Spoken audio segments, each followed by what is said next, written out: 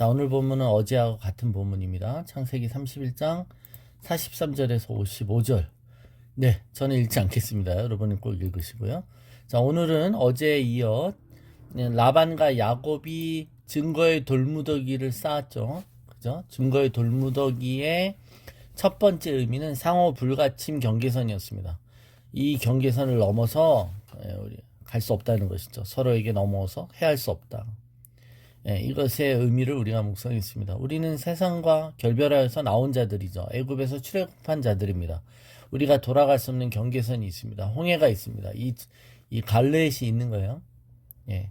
자, 그것이 어제 우리가 묵상한 거고, 오늘은 바로 이 돌무더기는 우리가 나온 그 세상을 향한 우리의 사랑의 태도를 또한 상징한다는 겁니다. 그죠? 여러분, 세상으로 돌아가서는 안 되죠. 그런데 하나님은 우리가 세상을 사랑하지는 않지만, 여러분, 세상의 죄를 사랑하지 않지만 그 세상에 있는 사람들을 사랑해야 되죠. 하나님이 세상을 이처럼 사랑하신 것입니다.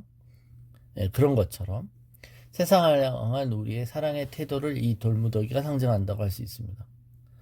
자, 라반이 야곱한테 말합니다. 맨 처음에, 야, 내가 내 딸들한테 무슨 나쁜 짓 할 것 같아? 그죠? 내가 내 딸들한테 무슨 짓을 하겠느냐? 그러면서 당부해요. 또 50절에 네가 사위 내 딸 박대하지 마. 그리고 내 딸 외에 다른 아내들을 맞이하면 안 돼, 이 말입니다. 딸들은 내 딸이고 자식들도 내 자식이고 여기 있는 거 다 내 것이고 네 것은 없다가 아니라 왜 내가 자식들을 해야겠는가라고 또 말하는 거 아닙니까? 예.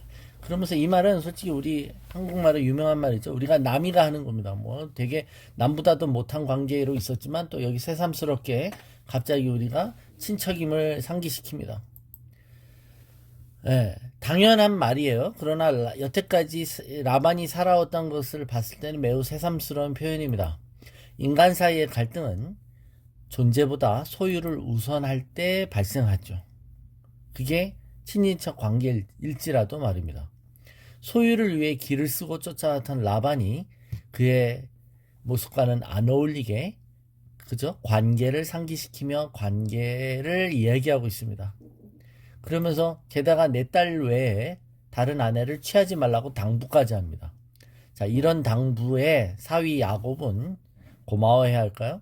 사실 솔직히 엄밀히 따지면 이 말도 야곱이 듣기에는 되게 적반하장의 말입니다. 라반은 야곱에게 중원을 요구했었던 사람 아닙니까? 그죠? 레아를 라헬에게 끼워 팔게 했던 사람들입니다. 자신의 두 딸을 야곱에게 같이, 그쵸? 같이 팔아버린 거예요. 같이 주었던 사람입니다. 그래 놓고는 이제 어떤 다시 중원에 대해서는 하지 말라고 당부하죠. 이중잣대를 가지고 있는 것입니다. 내가 요구하면 괜찮고 네가 하면 안 된다는 겁니다.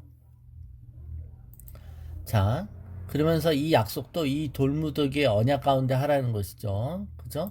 너 우리 딸 말고 또 나머지 아내 두지 마, 이겁니다. 네. 자, 이 돌무더기는 두 가지 관계를 내포하고 있습니다. 예, 우리가 이것의 영적인 의미를 지금 어제부터 보고 있는 것입니다. 하나님과 이웃에 대한 우리의 태도이라고 그랬죠.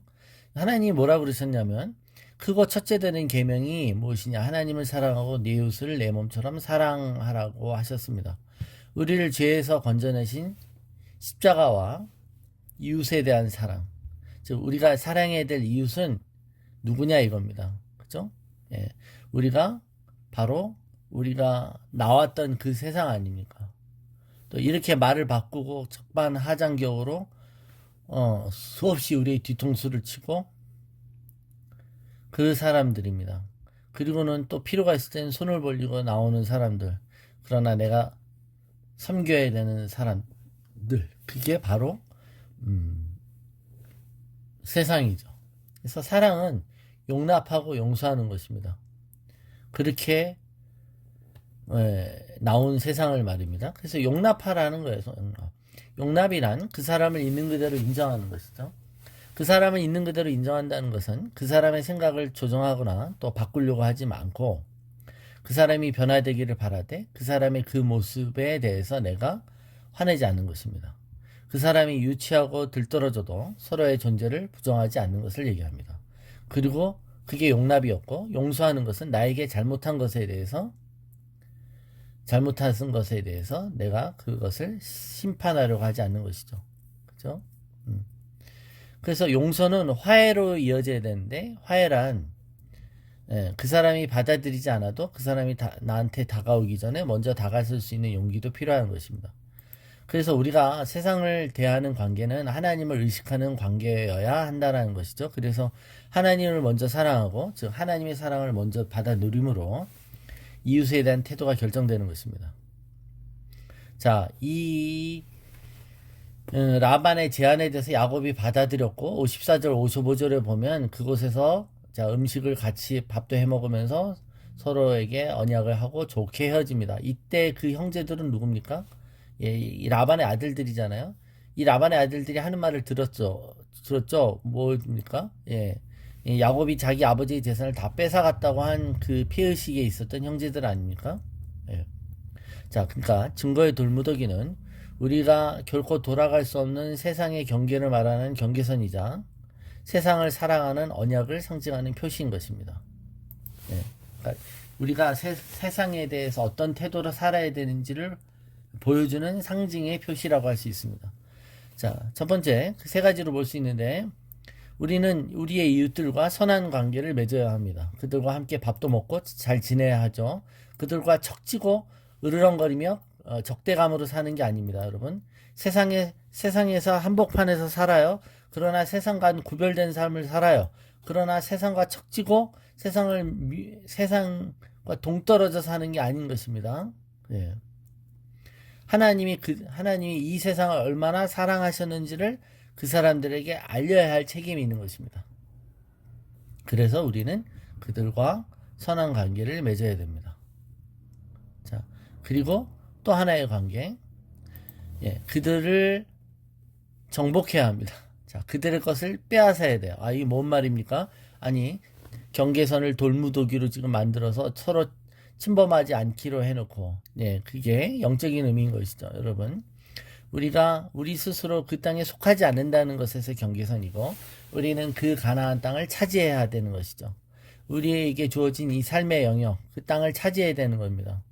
이것은 전쟁을 통해 차지해야 되는 거고, 이것은 영적인 전쟁을 통해 차지합니다. 하나님 나라가 그 세상에 임하시도록, 세상의 가치관을 배우지 않지만, 그죠?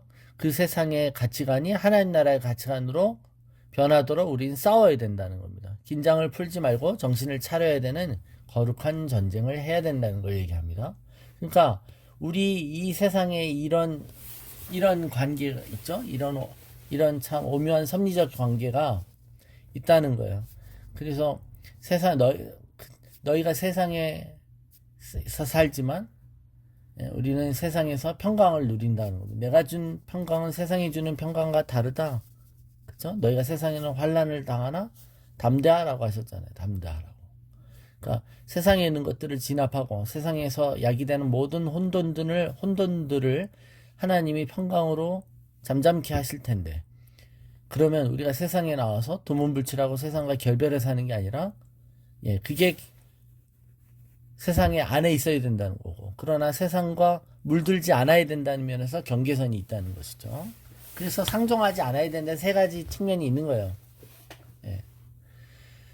그러니까 세상에선 구분해야 되는 부분이 있는 것이죠. 자, 또 전혀 세상에 있지만 전혀 상종하지 않아야 되는 부분이 있다. 여리고성처럼 어떤 것은 그 존재 자체가 하나님을 부인하는 것들도 있다. 영적인 것들, 우리가 손을 대서도 안 되는 것들, 호기심을 가져서는 안 되는 것들도 있어요. 세상은. 그러니까 세상에 대한 이런 복합한 세 가지 태도가 있어요. 그죠? 예, 우리가 선한 관계를 맺어야 되는 그건 세상을 위해서 그렇습니다. 또 그 땅을 정복해야 되는 세상도 있습니다. 또 세 번째로 그 상종하지 않아야 되는 세상의 영역도 있죠. 그러니까 그 존재 자체가 하나님을 부인하는 것은 우리가 아예 변화시키려고 하거나 또는 또 그 선한 관계를 맺지 않아야 되는 부분도 있습니다. 경험은 우리에게 지혜를 줄 때가 있어요. 경험, 그죠? 근데 안 좋은 것을 경험해서 이거 안 좋은 거네, 먹으면 안 되겠네, 이거는 상종하면 안 되겠네라는 것을 굳이 경험을 통해서 얻을 필요가 없는 것도 있다는 겁니다. 그죠? 이것이 이 세상에 있는 마약이나 음란한 문화 이런 것도 그렇습니다. 죄는 그렇습니다. 죄는 그 이름도 부르지 말라고 하셨어요.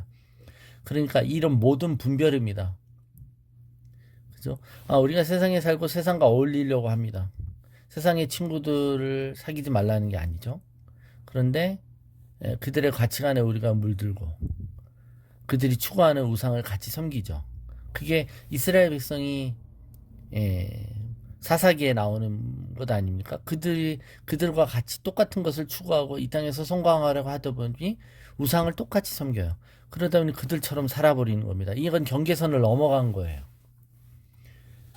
그러면 안 된다는 겁니다. 그들과 관계를 하되 또 그들과 같이 해서는 안 되는 것도 있는 겁니다. 그러니까 참 어려운 거예요. 여러분, 가나안에 가지만 그들과 혼인하지 말라고 하시는 음성이 있는 거잖아요. 그죠? 그러니까 그게 이스라엘 백성들한테는 참 딜레마였던 것입니다. 이 사람들을, 그죠? 그래서 이 가나안 족속을 다 없애버리라라고 한 명령이 있는 거고, 네. 또 그들을 하나님의 백성으로 우리가 동화시켜야 되는 부분이 있는 것이죠. 정복해야 되는 부분이 있는 겁니다. 또 상종하지 않아야 되는 부분이 있는 것입니다. 이거 참 어려운데 이것이 우리가 더 강하고 여유가 있고 하나님 안에 말씀으로 무장돼 있고 있다면 평강으로 그것을 다스려야 되는 것이죠. 그죠? 그러니까 전쟁 같은 삶인데 전쟁에서 하나님의 능력으로 무장했을 때 그것을 진압할 수 있는 평강의 은혜를 누리는 것이지 우리가 그 안에서 당하고 그들한테 찔리고 상처받고 하는 게 아니라는 것입니다. 영적인 이 영역은 이렇듯 오묘하면서 복잡합니다. 근데 이게 성경이 이런 스토리를 통해 우리에게 이것을 상징적으로 비유적으로 보여준다라고 할 수 있습니다. 여러분, 저와 여러분은 오늘 이 얘기를 옛날 얘기, 그냥 스토리, 옛날 사람들의 얘기가 아니라 이거를 통해 주시는 영적인 교훈들을 반드시 깨달아야 되는 줄로 믿습니다. 세상을 향해 우리가 돌무더기를 쌓아야 되고 우리의 마지막 경계선, 마지노선은 십자가를 이미 넘어왔으며 홍해가 있는 거예요. 그런데 우리는 세상 가운데 여전히 살고 있고 그러나 세상에 속했지만 하늘을 구하며 하늘나라가 임하기를 구합니다. 그리고 그 하늘나라가 이 땅을 침노하도록 하늘의 뜻이 땅에 이루어지도록 우리는 전쟁을 벌이고 있습니다. 또 이 땅에서 우리가 절대 발들이지 않아야 될 영역도 있는 것이죠. 이 모든 것을 무엇이 선이고 무엇이 악이고 우리가 무엇이 싸워야 될 전쟁이고 우리가 싸우지 않아야 될 전쟁인가를 그걸 어떻게 우리가 알아요? 우리와 동행해 주시는 성령님이 그때그때마다 지혜와 우리에게 주시는 감동으로 알게 하는 것입니다. 그래서 우리가 말씀을 묵상해야 되고 기도해야 되는 것이죠. 여러분, 오늘도 이 은혜를 누리시기를 다시 한번 축원합니다.